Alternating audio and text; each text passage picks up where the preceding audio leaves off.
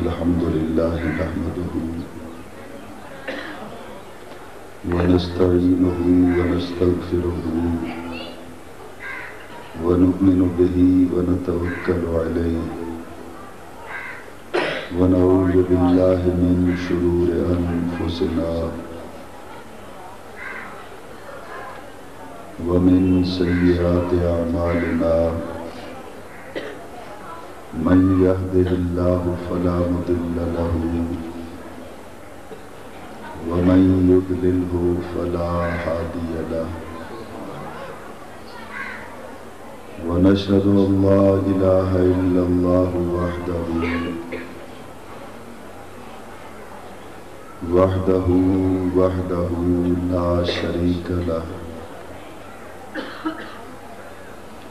لا شريك له لا نظير له لا وزير له لا مثل له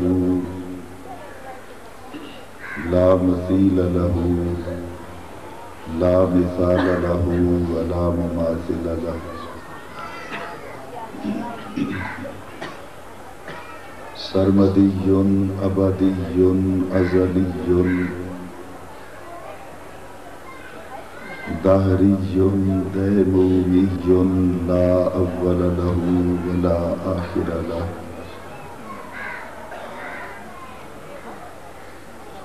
لا ند له لا ود له لا حد له ونشهد أن سيدنا وحبيبنا وكريمنا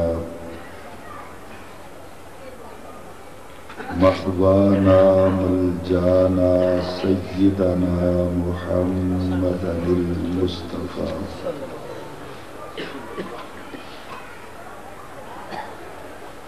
وعلى آله وأصحابه أجمعين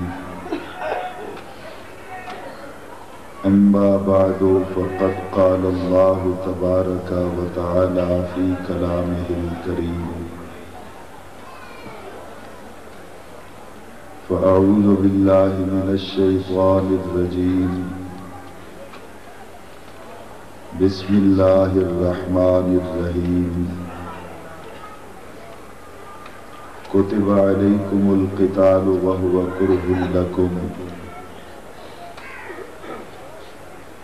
وعسى أن تكرهوا شيئا وهو خير لكم وعسى أن تحبوا شيئا وهو شر لكم والله يعلم وأنتم لا تعلمون صدق الله العظيم وبلغنا رسوله النبي الكريم الأمين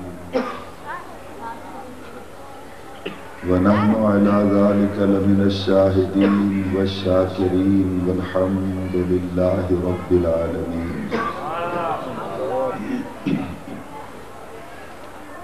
أما بعد فقد قال الله تبارك وتعالى في شان حبيبه ومحبوبه ومطلوبه ومقصوده وموجوده صلى الله عليه وسلم مخبرا وآمرا إن الله وملائكته يصلون على النبي يا أيها الذين آمنوا صلوا عليه وسلموا تسليما الصلاة والسلام عليك يا رسول الله الصلاة والسلام عليك يا حبيب الله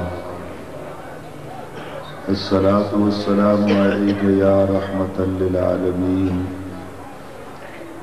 وسلم عليك وعلى آلك وأصحابك يا شفيع المذنبين الصلاة والسلام عليك يا جد الحسن والحسين وسلم عليك وعلى آلك وأصحابك يا نبي الحرمين ویا امام القبلتین ویا وسیلتنا فی الدارین ادرکنی ادرکنی ادرکنی یا رسول اللہ صلی اللہ تعالی علیہ وسلم بفضل اللہ تعالی.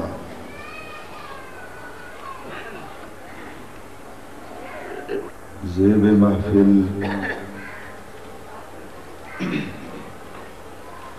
صدر مجلس پیر طریقت رہبر راہ رشد و ہدایت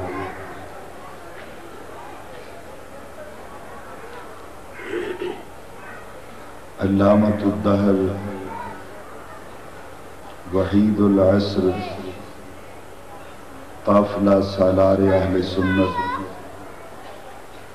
میر کاروان اہل محبت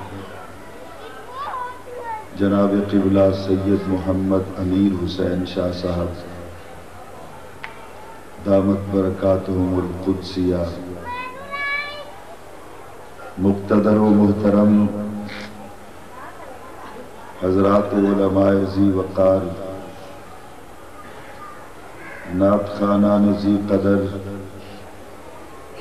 و معزز سامعین حاضرین کرام، السلام علیکم. قبل اس کے کہ انتہائی مختصر وقت میں میں اپنی معروضات جناب کی سماعتوں کی نظر کروں، دعا کیجئے کہ خلاق عالم جل وعلا شانہ و اعظم برہانہ اپنے پیارے محبوب صلی اللہ تعالی علیہ وعلا آلہ و اصحابہ وسلم کے طفیل آج کی اس پروقار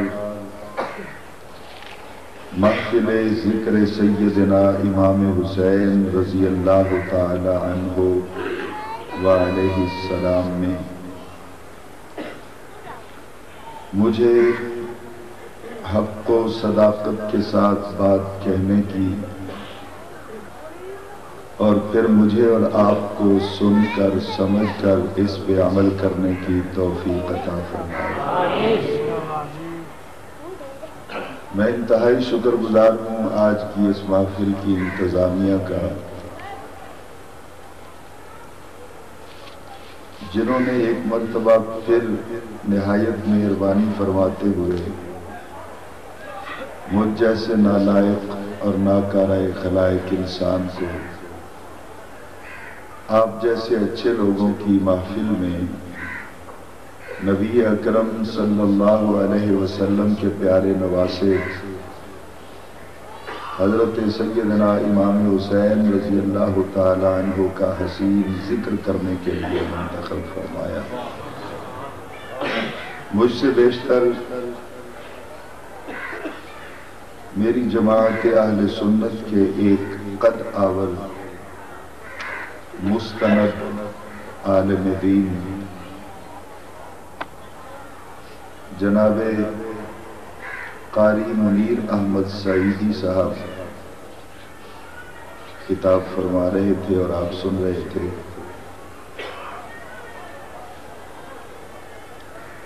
میں تو نالائق سا آدمی ہوں اور علماء اہل سنت کے قدموں کی خاک کے ذروں میں سے کسی ایک ذرے کے برابر بھی نہیں ہوں.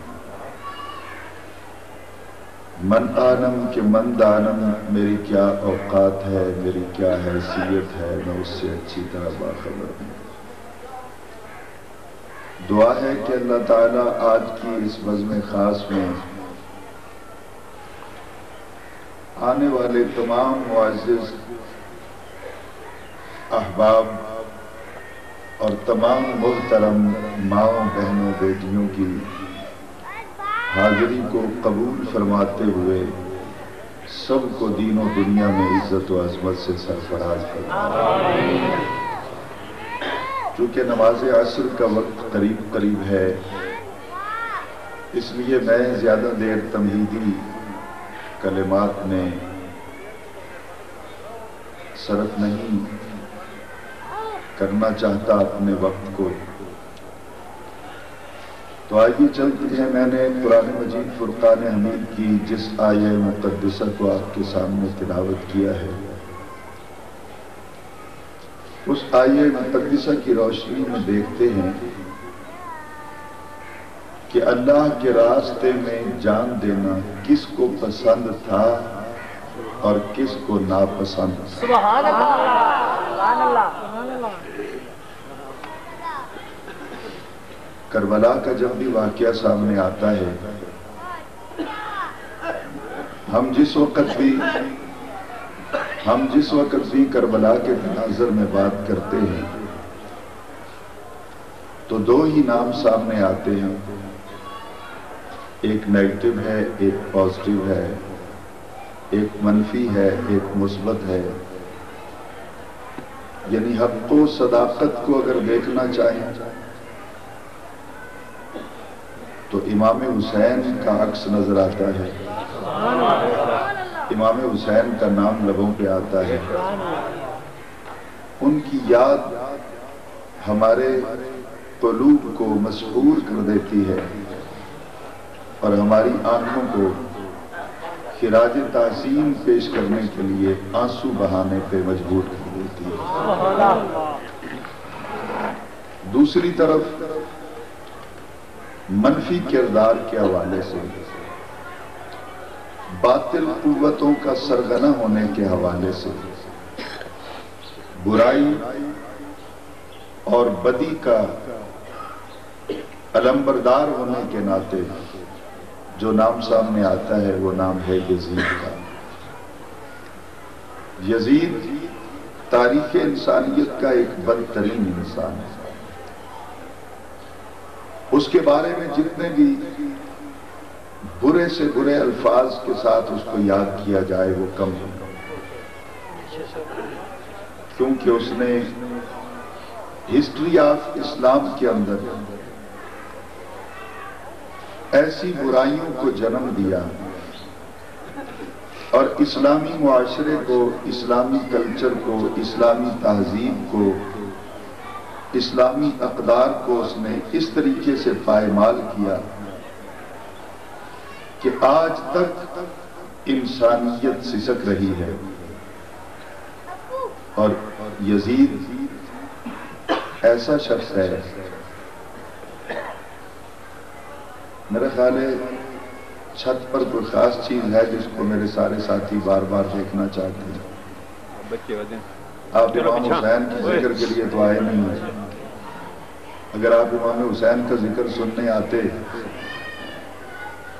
تو وہ مصر کی عورتیں جن کے سامنے یوسف علیہ السلام کا حسن تھا اور بھی کیا کچھ ان کے سامنے تھا، لیکن کسی طرف نہ ان کا دھیان گیا، نہ ان کا گمان گیا، نہ ان کی توجہ رہی۔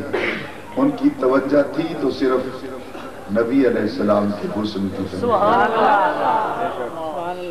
لیکن سنی ہو اور توجہ سے بات سنیں یہ کوئی بات بنتی نہیں، کیونکہ ہم اپنی روایات کے، اپنے کلچر کے، اپنی تہذیب کے، جو اپنے پرسنل لاز کے حوالے سے ہم نے بنا لی ہیں، ہم ان کے بڑے پابند ہیں۔ بہرحال مجھے کسی کو کچھ کہنا نہیں، جو سننے آئے ہیں میں ان سے بات کروں گا۔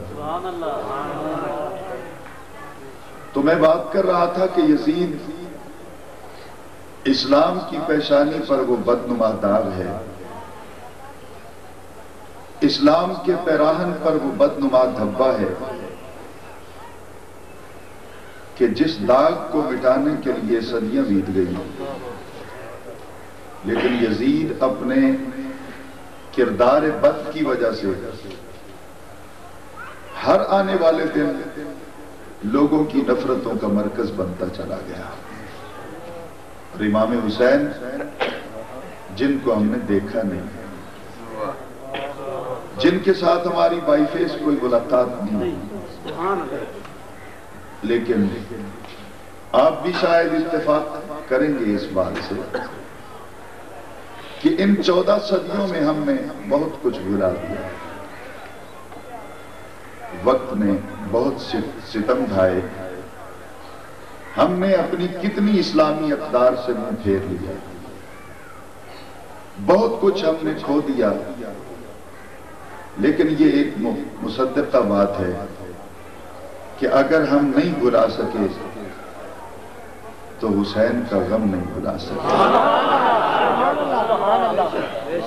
اگر ہم منہ نہیں موڑ سکے تو امام حسین سے اپنا منہ نہیں موڑ سکے، اس لیے کہ ان کے کردار کے اندر اتنی جاذبیت ہے،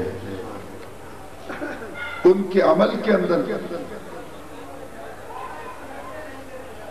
اتنی جاذبیت ہے کہ ہر آدمی یہ چاہتا ہے کہ ہر دور کے اندر وہ امام حسین رضی اللہ تعالی عنہ و علیہ السلام کے افکار، ان کی اقدار اور ان کے تصورات کی ترویج و اشاعت کرے۔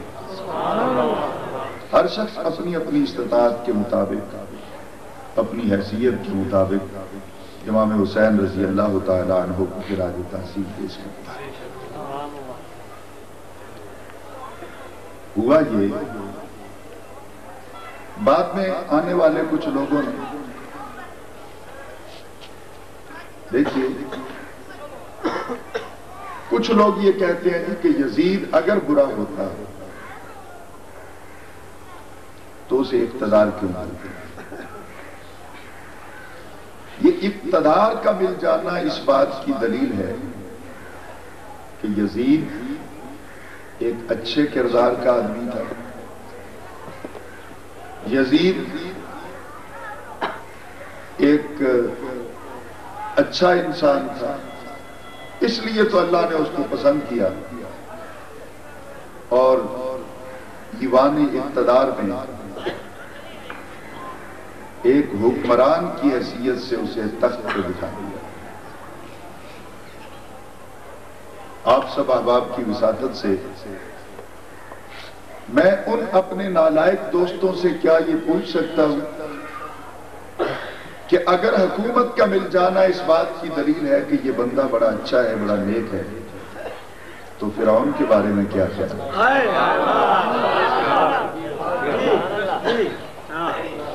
نمرود کے بارے میں کیا خیال ہے؟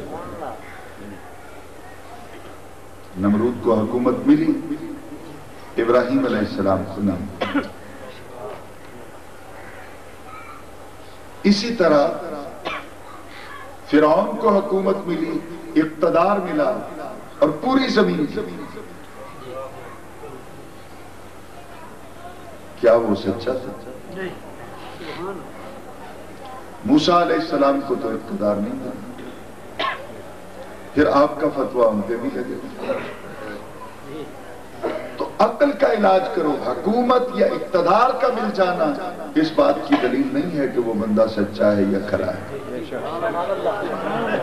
دیکھنا تو یہ ہے کہ اتنا اونچا بیٹھ کر ذلیل کون ہو گیا، اور کربلا کے تپتے ہوئے ریت کے ٹبوں پر بیٹھ کر دلوں پہ حکمرانی کرنے والا، عزت کا تاج سر پہ رکھ کر لوگوں سے خراج تحسین لینے والا حسین کون بن گیا؟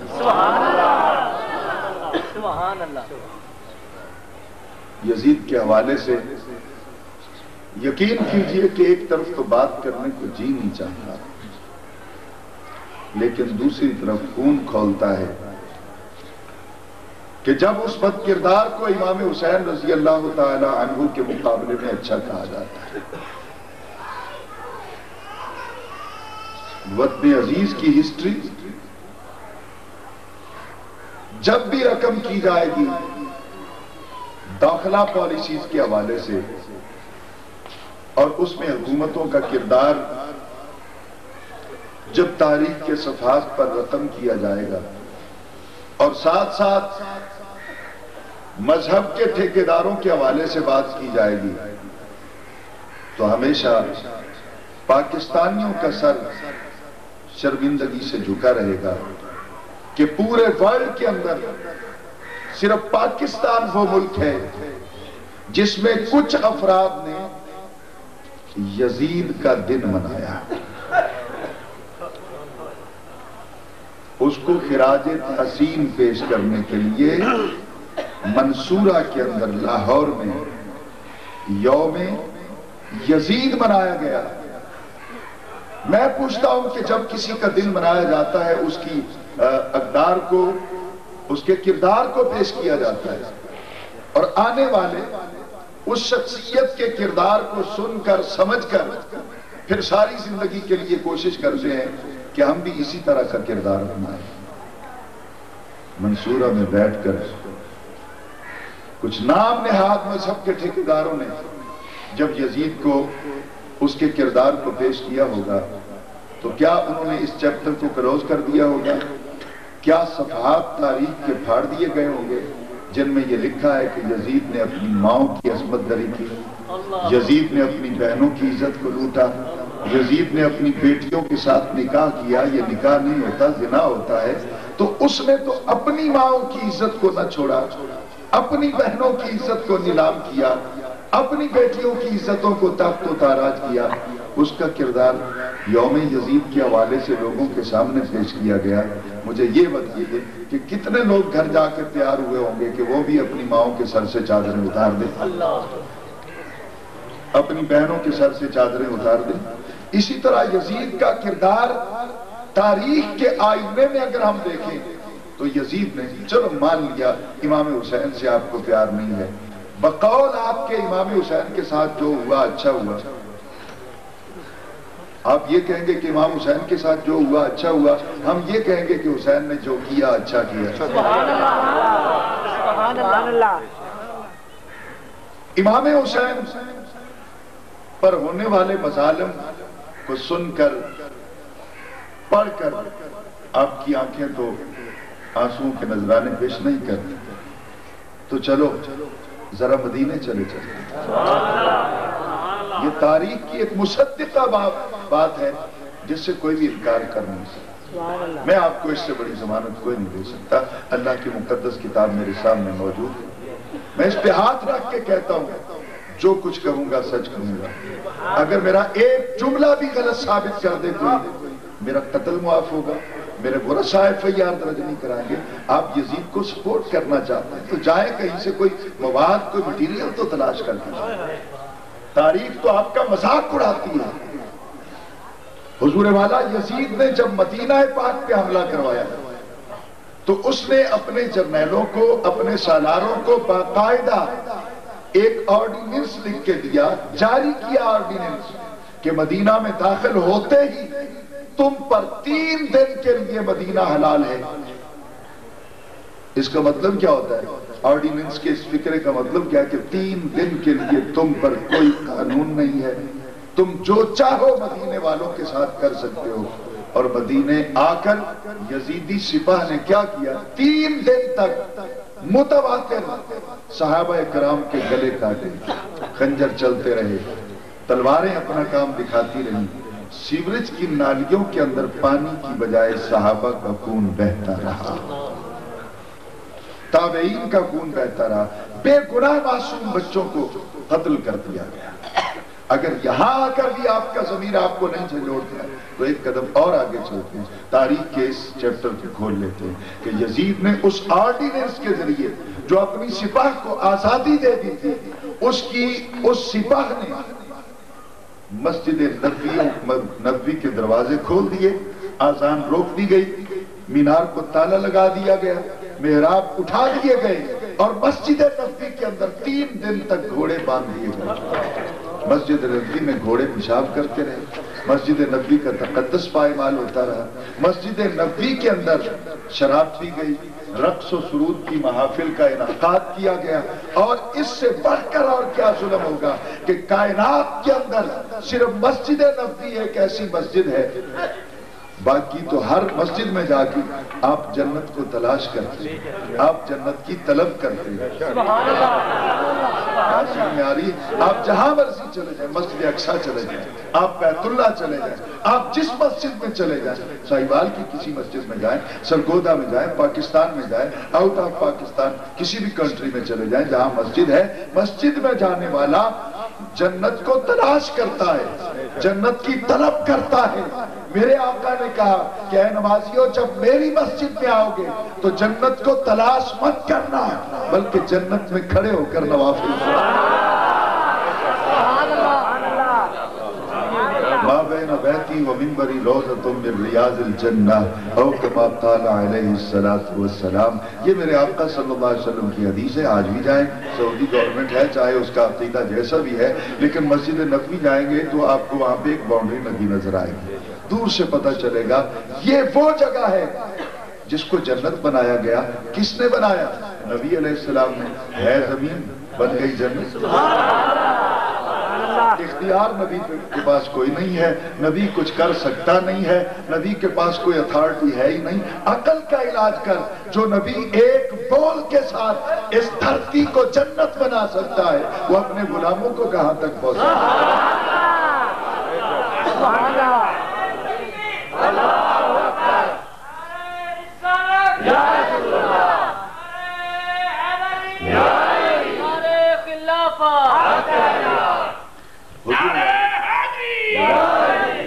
حضور والا مسجد کا تقدس پائمال ہوا۔ میری طرف دیکھیے، ٹھیک ہے وہ دیوانہ ہے، وہ محبت سے بات کرتا ہے، یہ کیا ہوگا؟ تو نعرہ لگائے تو ہنسنا شروع کر دیں، اپنے اندر کوئی محفل میں بیٹھنے کے ادب آداب جو ہیں وہ پیدا کریں، وہ ٹھیک ہے، اس کی محبت ہے۔ اگر آپ کو اللہ ایسی آواز دے دے تو آپ کیا کر لیں گے؟ شکر نہیں کرتے؟ حضرت علامہ سعدی 6 مہینے تک ننگے پاؤں چلتے تھے، پاؤں میں جوتا نہیں تھا۔ بغداد کی جامع مسجد میں گئے، لوگ ہاتھ چوم رہے تھے، پاؤں چوم رہے تھے۔ دل میں خیال آیا، ایک طرف مولا اتنی عزت دیتا ہے، دوسری طرف غربت کا یہ عالم ہے کہ 6 ماہ سے پیدل سفر کر رہا ہوں اور پاؤں میں جوتا تک نہیں ہے۔ آپ جو سین مسجد میں نکلے تو ایک آدمی گھسٹتا ہوا چل رہا تھا، اس کے پاؤں ہی نہیں تھے۔ حضرت علامہ سعدی وہیں سجدے میں گر گئے، جوتا نہیں کیا ہوا، پاؤں تو ہے نا، چل رہا۔ وہ محبت والا ہے، دیکھیے وہ گھر چھوڑ کے چلا آتا ہے، وہ تھیٹر میں تو نہیں جاتا، وہ گندی محفلوں میں تو نہیں جاتا، وہ دیوانہ اگر ہے بھی پیر سیال لجپال کا تو وہ آتا تو انہی محفلوں میں ہے نا جو اللہ کے پیارے نبی اور نبی کی آل کی محفلیں ہوتی ہیں۔ وہ کبھی وہابیوں کے پاس نہیں گیا، دیوبندیوں کے پاس نہیں گیا، کہیں اور نہیں جاتا۔ تو یہ کیسا دیوانہ ہے؟ دیوانہ نہیں ہے، بس وہ مدینے والے کی محبت میں۔ تو خیر، میں عرض کر رہا تھا کہ مسجد نبوی کا تقدس پائمال کیا گیا، گھوڑے باندھے گئے، گھوڑے اسی مسجد کے اندر غلاظت کرتے رہے۔ مسجد نبوی میں 3 دن تک اذان نہیں ہوئی، مسجد ویران ہو گئی، نمازیوں کو پکڑ پکڑ کے قتل کیا گیا۔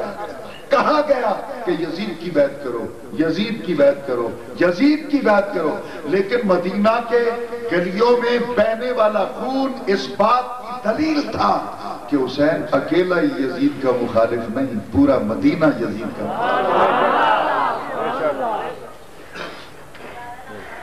قرآن کہتا ہے وَمَنْ أَظْلَمُ مِمَّنْ مَنَعَ مَسَاجِدَ اللَّهِ أَنْ يُذْكَرَ فِيهَا اسمہ وسعى فی خرابها، کہ اس سے بڑا ظالم کون ہے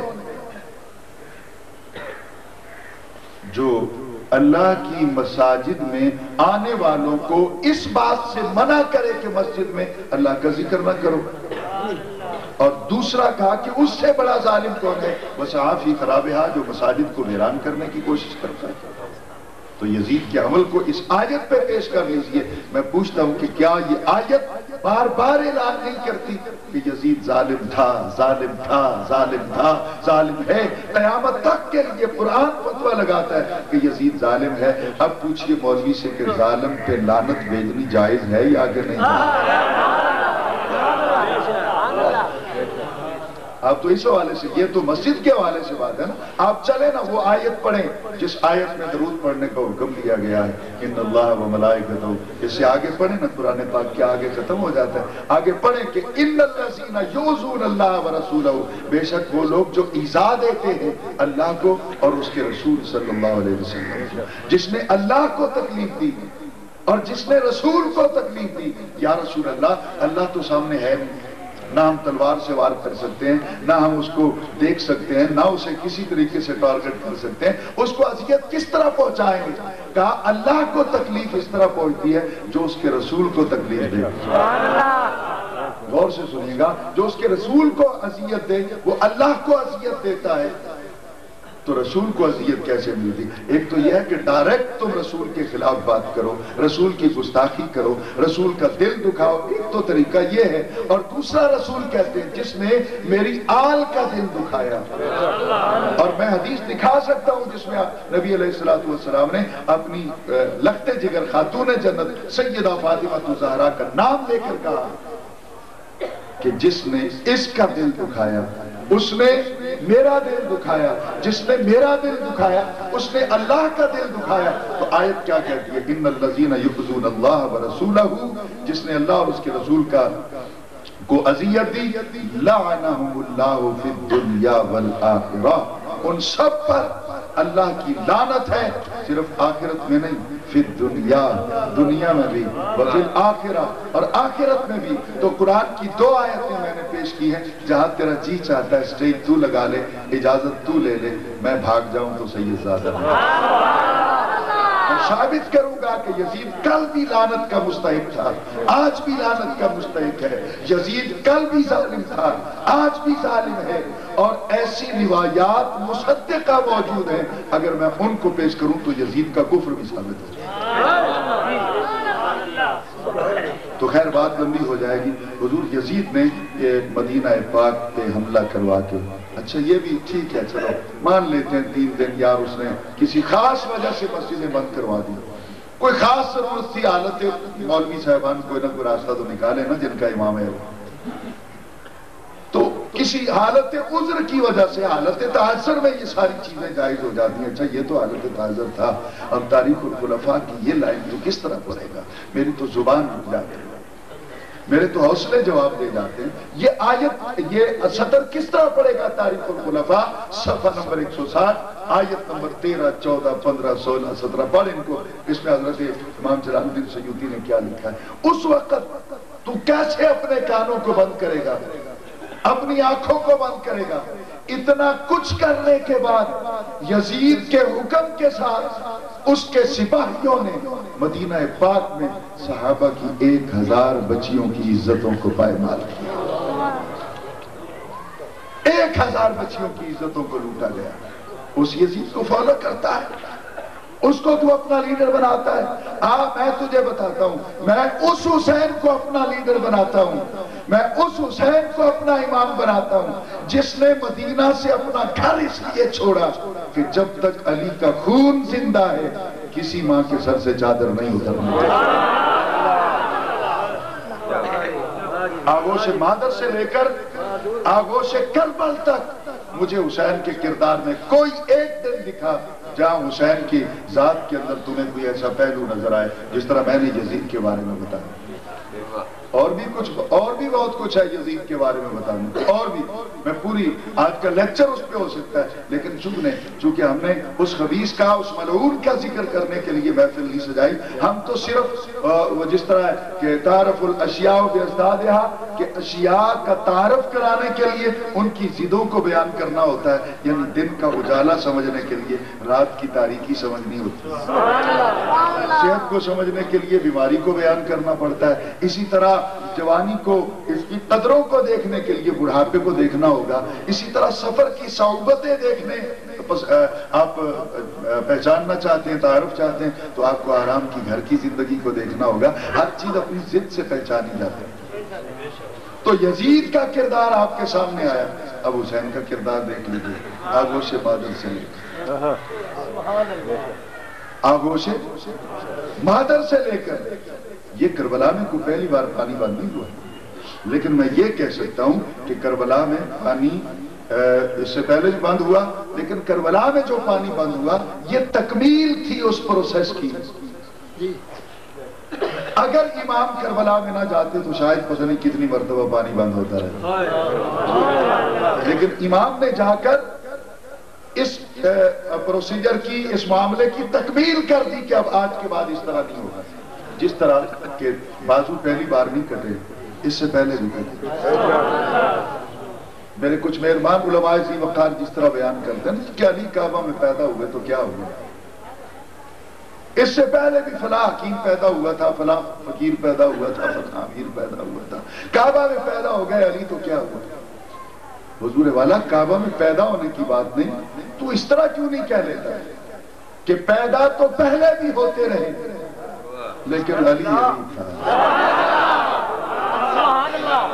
علی جیسا کوئی پیدا نہیں ہوا۔ اور دوسرا یہ ہے کہ اس منظر نامے کو کھوجنے کی کیا ضرورت ہے، اس کے پیچھے پڑنے کی کیا ضرورت ہے کہ کون آیا کون نہیں آیا؟ اس طرح تو کل کو کوئی بدبخت یہ بھی کہہ دے گا کہ کعبہ کے اندر جا کر نبی علیہ السلام نے کیا کر لیا، وہاں تو ابو جہل بھی جاتا تھا، عتبہ بھی جاتا تھا، شیبہ بھی جاتا تھا، اس میں نبی پاک کی کیا خصوصیت ہے؟ پاگل جو پہلے آتے رہے ان کے آنے کے بعد بھی جو پہلے کعبہ میں پیدا ہوتے رہے، اس پہ باقاعدہ کسی وقت بات کر لیں گے، جو پہلے کعبہ میں آتے رہے پیدا ہوتے رہے بقول تیری روایت کے، تو سن میں کیا کہتا ہوں، ان کے آنے کے بعد بھی کعبے کا مزاج نہ بدلا، کعبے کا رنگ نہ بدلا، کعبے کا انداز نہ بدلا، پہلے بھی آتے رہے لیکن کوئی کعبے کو پاک نہ کر سکا۔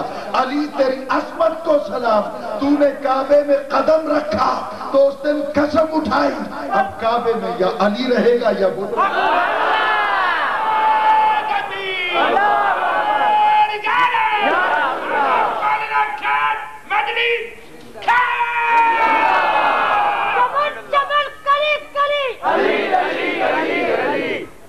حضور والا ذرا غور سے میری بات کو سنیے گا جو میں آپ سے کہنا چاہتا ہوں، میرا یہ موضوع نہیں ہے، میں نے چلنا تو اور طرف ہے، لیکن جو باتیں آ رہی ہیں وہ میں آپ تک کنوے کرتا ہوں۔ مجھے اس سے اختلاف نہیں کہ آپ اپنی تحقیق پیش کریں، خانہ کعبہ میں کیا ہوا کیا ہوا کیا ہوا، اپنی تحقیق پیش کریں، اس سے اختلاف نہیں ہے، لیکن یہ کہنا کہ حضرت علی کی اس سے افضلیت ثابت نہیں ہوتی، یہ کوئی بات نہیں۔ کون کہتا ہے ثابت نہیں؟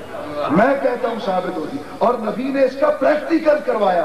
جس دن بتوں کو توڑنا تھا نبی کسی اور کو کیوں نہیں لے گئے، علی کو کیوں نہیں لے گئے؟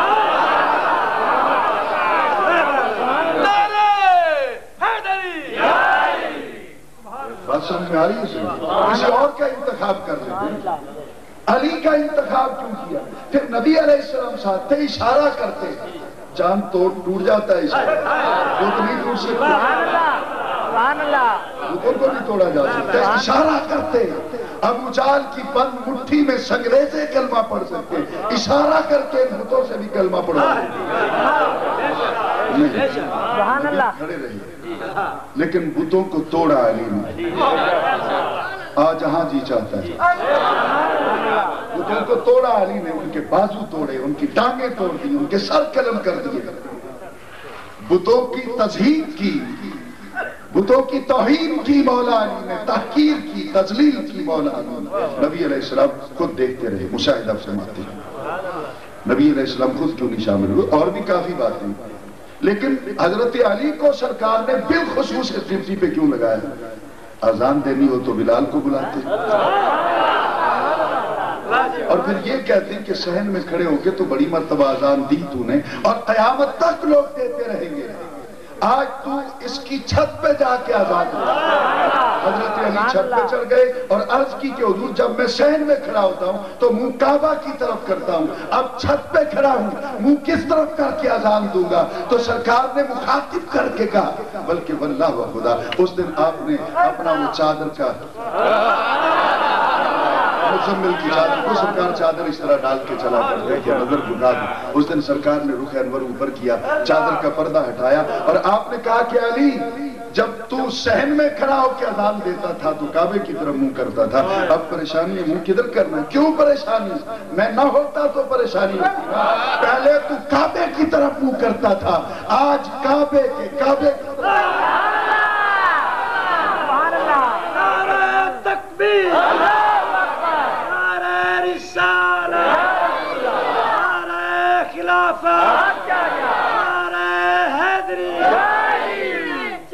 کلی کلی علی علی علی علی نگر گلی گلی علی علی علی علی۔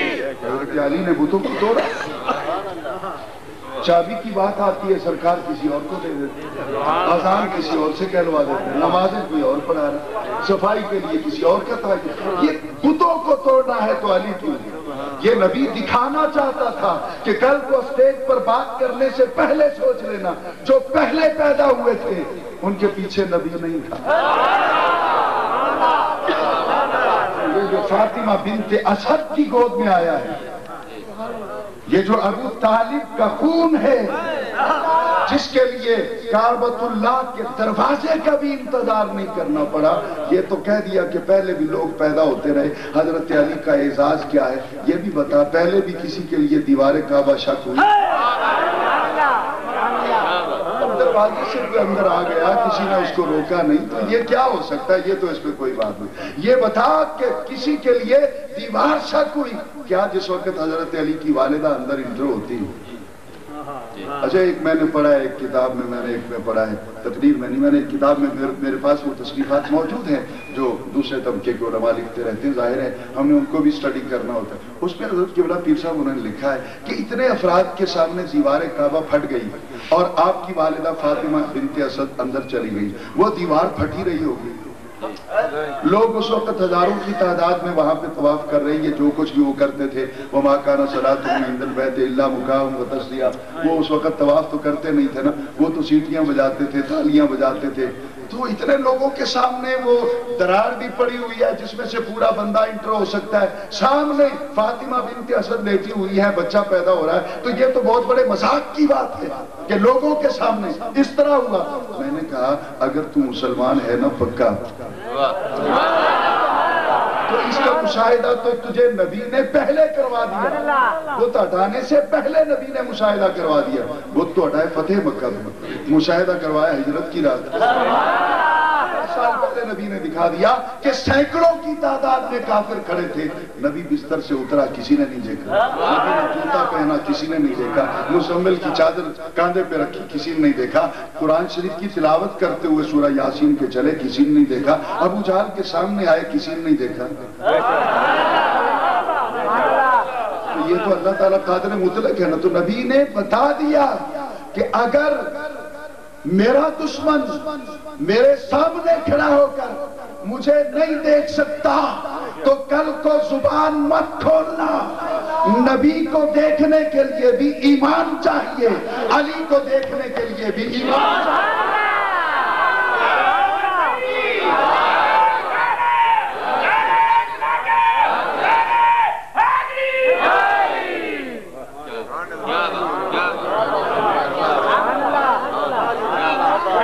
جس طرح کہا کسی شاعر نے کہ جلا کے راکھ نہ کر دوں تو داغ نام نہیں. والا اب ذرا غور سے سنیے گا میری بات کہ سرکار نے بت نہیں توڑے. علی کو کہا تم توڑو، چھوٹے سے لے کر توڑتے آئے، توڑتے آئے، توڑتے آئے.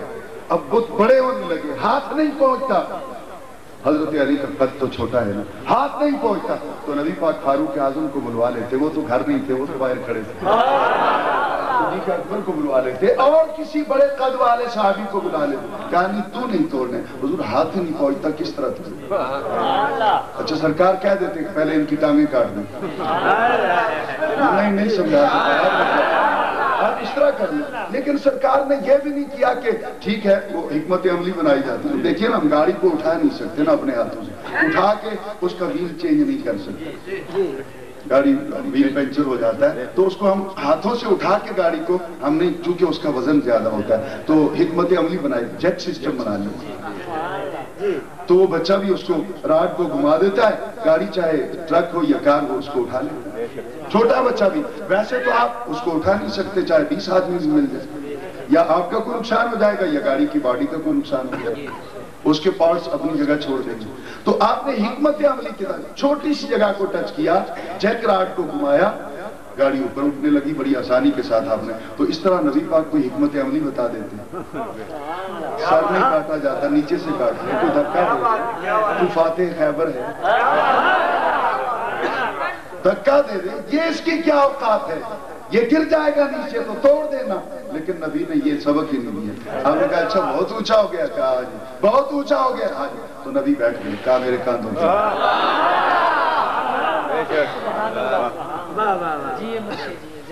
میرے اونچی آواز ہو. چلو کعبے میں تو بڑے پیدا ہوئے، علی کے نبی کے کاندھوں پہ بھی لے آنا کسی اور. حسن حسین کا نام لے گا، وہ تو بچے تھے، بڑے کی بات کرتے کسی کا نام تو لے۔ حضرت سیدنا علی کو نبی پاک نے کاندھوں پہ سوار کیا، حضرت علی نے وہ توڑ دی نہیں، جیسے ہی حضرت علی کو کہا کہ سیدھے ہو کے کھڑے ہو جاؤ، حضرت علی اسٹریٹ کھڑے ہو گئے، سیدھے کھڑے ہو گئے۔ آپ نے پوچھا کہاں تک پہنچے؟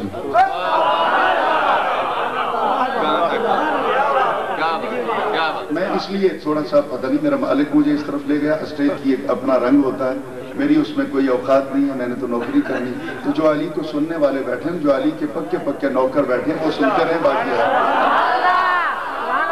آپ نے سن لیا جو کہ اللہ بیان کر گئے۔ اب ذرا غور کی، وہی ایک واقعہ وہ بھی بیان کریں، میں بھی بیان کروں، پھر وہ کو مزے والی بات ہے۔ اب آئے ہیں تو چلو کچھ نہ کچھ مجھ جیسے نالائق سے بھی دو چار الفاظ وہ ایک بھی یاد رہے گا تو میری بھی آخرت سنور جائے گی۔ آپ کی سرکار نے پوچھا کہاں تک پہنچے ہو؟ نبی نہیں جانتے تھے میرا قد اتنا ہے، اس کا قد اتنا ہے، دونوں ملا کر یہ کنارے تک پہنچے۔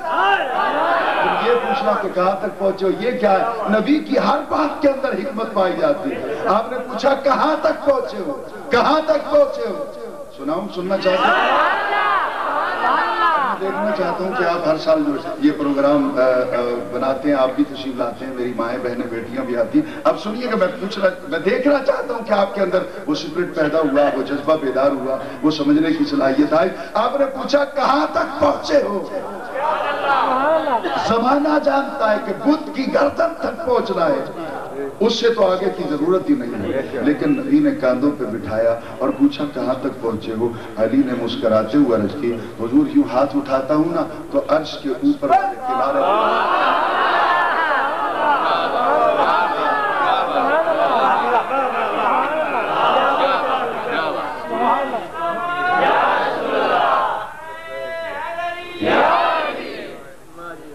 اٹھاتا ہوں تو عرش کے کنارے پر چلا جاتا ہوں، ہاتھ اٹھاتا ہوں، میں نے کچھ کہنا ہے بھائی، عرش کے کنارے پہ چلا جاتا ہے،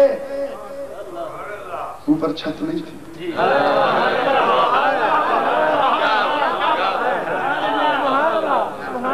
خانہ کعبہ کی چھت تھی، پھر سب کیسے گزر گیا؟ چھت پھٹی کیوں نہیں؟ اس میں شگاف کیوں نہیں ہوا؟ یہ چھت میں سے ہاتھ گزر گیا اور چھت کو کچھ نہ ہوا، عرش کی ساکھ تک چلا گیا۔ تو نبی نے اس دن بتا دیا کہ میرے امتیوں، میرے غلاموں، آج نبی نے علی کو اپنے ہاتھوں پہ اٹھا کر کاندھوں پہ کھڑا کر کے اس لائق کر دیا ہے، اب کوئی دیوار، کوئی چھت، کوئی در، کوئی پہاڑ، کوئی چیز علی کے ہاتھ کا راستہ نہیں روک سکتی۔ یہ یہاں کھڑے ہو کر شاہ کے عرش تک ہاتھ پہنچا سکتا ہے، تو نجف سے ککر والا کتنا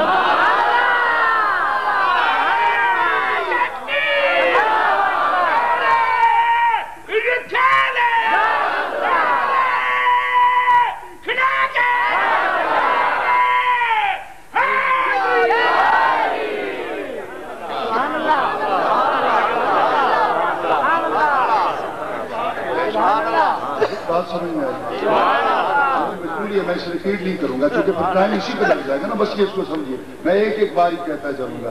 حضرت علی نے جب کام مکمل کر لیا، بت گرا دیے گئے، چڑھایا تو کاندھوں پر بتوں کے لیے تھا، سیر کروا دی عرش اعظم۔ اچھا ابھی اس وقت فرش بات میں کروں، بالکل اس وقت جو میرے آقا کرم کر رہے ہیں اپنے اس کمینے نوکر پر، اپنے اس نکمے غلام پر، وہ میں آپ سے شیئر کرنا چاہتا ہوں۔ حضور سرکار بھی تو عرش پہ گئے تھے، لیکن وہ براق پہ بیٹھ کے گئے تھے، براق کو چلنا پڑا تھا، مسافت طے کرنی پڑی تھی، پھر کہیں جا کے عرش پہ پہنچے تھے۔ تو میرے آقا نے تو علی کو کاندھے پہ بٹھایا، چلے بھی نہیں، عرش آ گئے، قدم اٹھایا بھی نہیں، عرش آ گیا۔ تو نبی علیہ السلام نے یہ بھی دکھا دیا کہ کسی اور کی معرفت عرش پہ جاؤ گے، وہ قدم قدم لے کے جائے گا، منزل بمنزل لے کے جائے گا۔ آؤ زہرا کے بابا کے در پر، جو قدم اٹھائے بنا تمہیں عرش تک پہنچائے گا، تو جو قدم اٹھائے بنا خود نہیں اپنے غلام کو عرش تک لے جاتا ہے، اسے تیرے گھر آنے کے لیے سواری کی ضرورت ہے۔ یہ तेरी जमीन की औकात क्या है, तेरे पास रकबा कितना है, ये किलोमीटर ये तू थकता है, नबी तो एक कदम उठाए बिना इतनी मुसाफत तय करवा देता।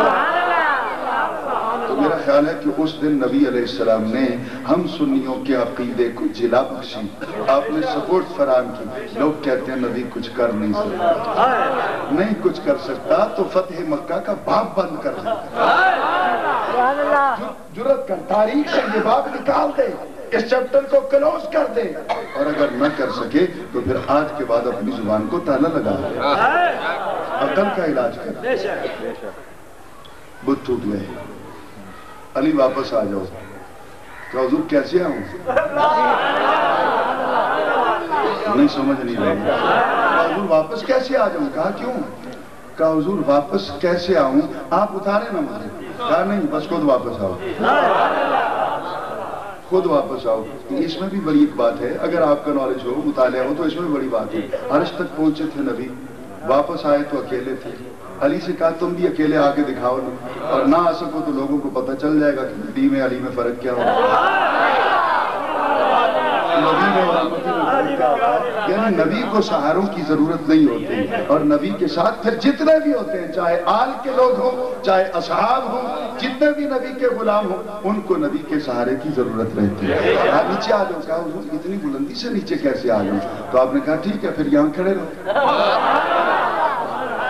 फिर यहाँ खड़े रहो। अच्छा, मैं इसको जिस तरह समझाऊं, शायद मैंने किसी लेक्चर में ये बात की हो, आज या तो रिपीट हो जाएगी आपके सामने, नहीं तो मैं आपके लिए फ्रेश बात होगी। मैं जहां तक समझाऊं कि नबी ने ऊंचा कर दिया, कहा नीचे आ जाओ, अली ने कहा आप नीचे ले आए, तो सरकार ने इनकार करके पैगाम ये दिया, जिसको मोहम्मद ऊंचा करता है फिर नीचे नहीं।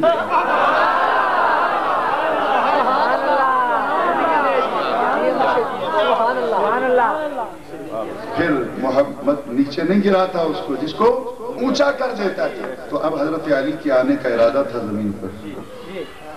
हजरत जिब्राइल अमीन ने हजरत अली के कांधों से पकड़ा और उनको जमीन तक लेके आए। लेकिन पता कब चला? उस वक्त जब हजरत अली जंप करके जमीन पे आए तो देख के हैरान रह गए। अपने घुटनों को देखा, हाथों को देखा, छाती को देखा, चेहरे को देखा, उठ के खड़े होकर देखा, बैठ के देखा, कोई तकलीफ नहीं थी, कहीं कोई फ्रैक्चर नहीं हुआ था, कोई हड्डी नहीं टूटी थी, कोई भी तकलीफ नहीं थी, कोई आर्जा नहीं था। हुजूर ने कहा क्या परेशानी क्या है, क्या सोच रहा है? ये टहल टहल के। हुजूर इतनी दूर से जमीन पर आया हूं, सोचता हूं चोट क्यों नहीं लगी। कहा तुझे उठाया मोहम्मद ने था और वापस जिब्राइल ने किया।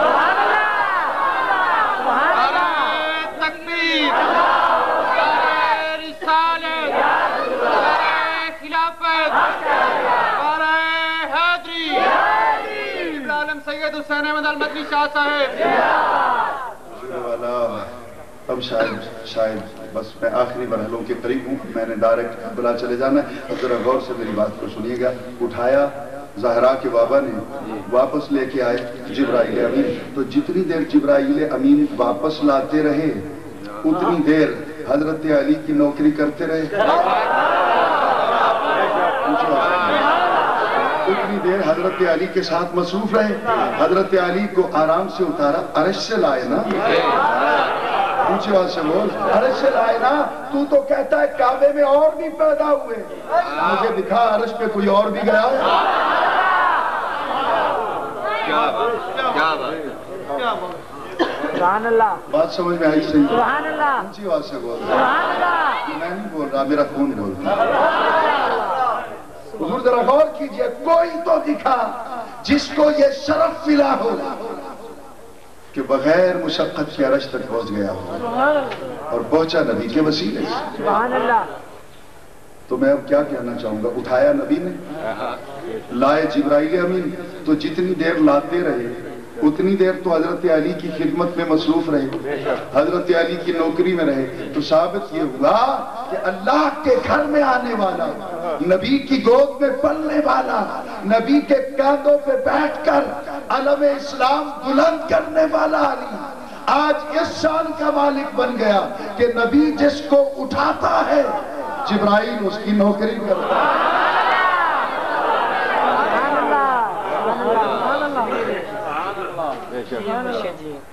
اللہ کے گھر کی حرمت کو پائمال کرنے والا یزید اور اللہ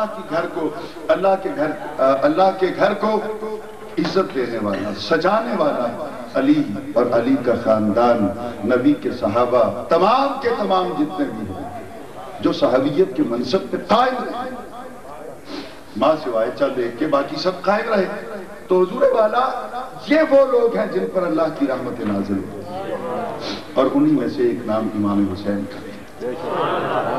امام حسین کا ذرا دیکھ تو صحیح، امام حسین کا گھرانہ کتنا بڑا لاجواب ہے۔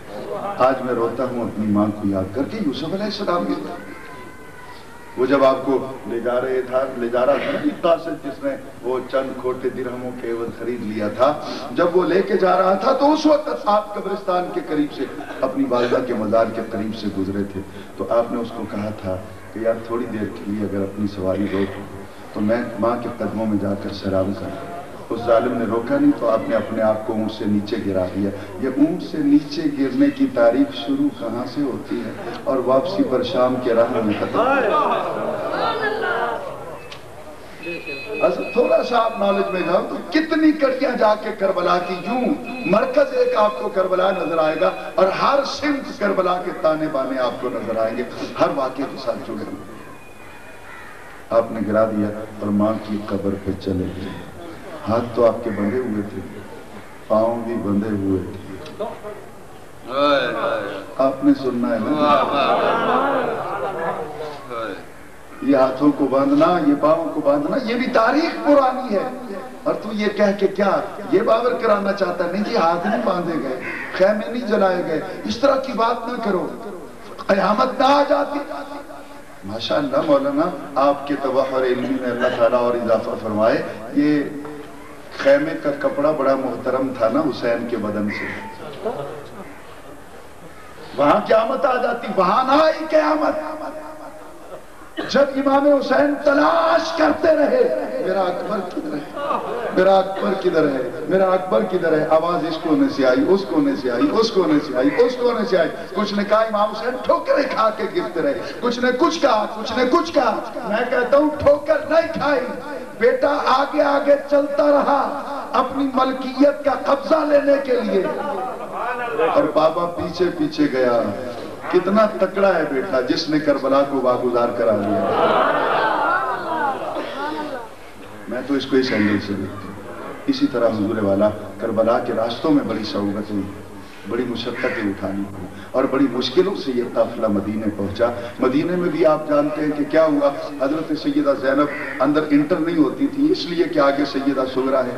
ہم سب بیٹیوں والے ہیں، ہمیں بھی بیٹیوں سے بہت پیار ہے، یہ علیحدہ بات ہے کہ ہم پیار تو کرتے ہیں لیکن ان کو ان کا حق نہیں دیتے، یہ ہماری بڑی ستم ظریفی ہے ہماری۔ تو حضور اب ذرا غور کیجئے گا، آپ مدینہ میں نہیں جا رہی اس لیے کہ سیدہ سغرا کو کیا جواب دیں گے، اور ادھر سیدہ سغرا کو پتہ چل گیا، وہ آ گئی اپنی پھوپھی کو لے کے چلی گئی۔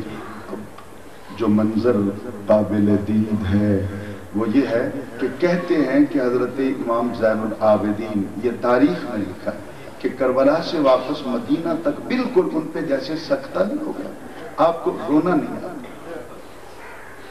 یہ پڑھیے تاریخ کے الفاظ، میں نے یہ اس دفعہ ہی وہ تاریخ کو میں اچھی طرح بنظر غائب دیکھ رہا تھا تو اس مرحلے پہ پہنچا ہوں کہ آپ کو جیسے سکتہ نہیں ہو جاتا کسی آدمی کو ہوتا ہے، ہم بھی کبھی کبھی اپنے کسی مرنے والے پہ روتے روتے روتے آخر بالکل چپ سا، پھر رونا آتا ہی نہیں، کوشش کرتے ہیں، ڈاکٹر بھی کہتے ہیں یار اسے رونے سے مجبور کرو نہیں تو اس کو برین ہیمریج ہو جائے گا، یہ کچھ ہو جائے گا۔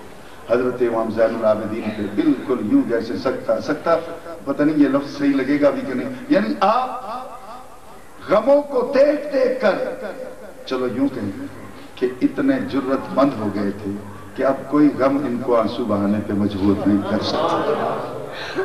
راستے میں کوڑے کھائے امام زین العابدین، آپ کی پشت مبارک ساری کوڑوں کے ساتھ زخموں سے چور چور ہو گئی۔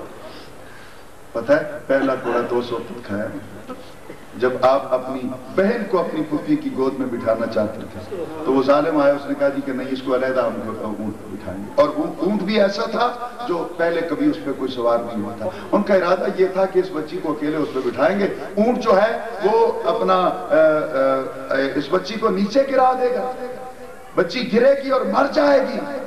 اور یوں یہ جو بار بار بابا بابا کہہ کے اپنے بابا کو یاد کرتی ہے اور ہم سب کا سکون چین خراب کیے ہوئے, ہماری اس سے جان چھوٹ جائے گی. ان کا ارادہ یہ تھا. حضرت امام زین العابدین بندھے ہاتھوں کے ساتھ, یہ بھی کیا ایک بس کہنا, حضور کہنا بہت آسان ہے, نوجوان بیٹھے ہیں آپ, بزرگ بیٹھے ہیں آپ, یہ کہنا بہت آسان ہے, ہم لفظوں سے کھیل تو لیں گے, لیکن جس پہ یہ گزری ہے جانتا وہی ہے.